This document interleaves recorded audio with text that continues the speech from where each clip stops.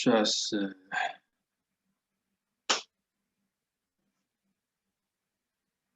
Секунду. Вот у меня вот презентация по теме, патогенез, клиника лечения компрессионных коричковых синдромов при поясничном остеохондрозе и показания к хирургическому лечению. Что такое коричковый синдром? Из позвоночника выходит 31 пара нервов.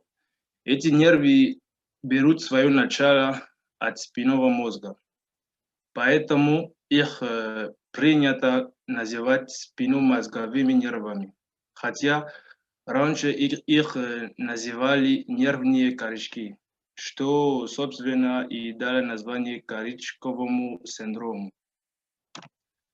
Как устроен спинномозговой нерв?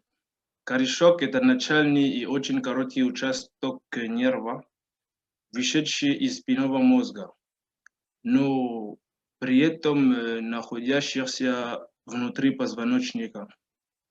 Там же внутри позвоночника корешки двух разных типов соединяются между собой и образуют спинномозговой нерв, который, собственно, и выходит из позвоночника. Ну вот на схеме все видно, все. Остеохондроз поясничного отдела – это болезнь, которая деформирует и разрушает хрящевую ткань межпозвоночных дисков в области поясницы. Без хрящевой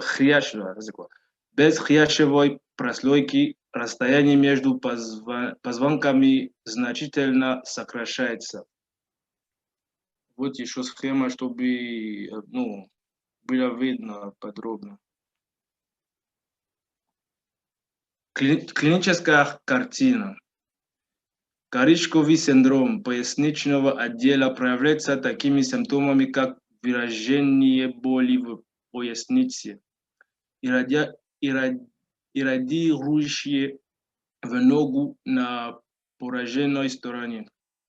Часто бывает, что ногой трудно двигать, и человек теряет способность к самостоятельному передвижению. Значит, вот боль может идет к нижней конечности.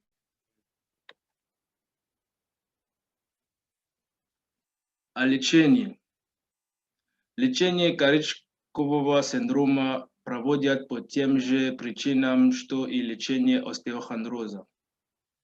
Сначала, первый постельный режим на специальном матрасе, купирование болевого синдрома обезболивающими препаратами, как, пример, бараглин, нурофен и так далее. Третий, возможно применение раздражающих мазей, как феноглон, капсикам. При неэффективности данного лечения применяют новокаиновые блокады. 4 у нас физиотерапия, как электрофорез и магнитотерапия или УВЧ.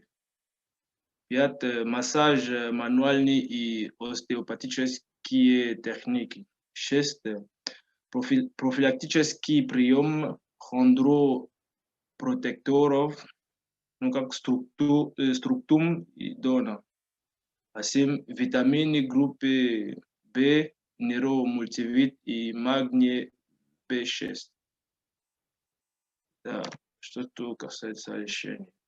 Показания к хирургическому лечению. Суть операции является декомпрессия спинного мозгового корешка.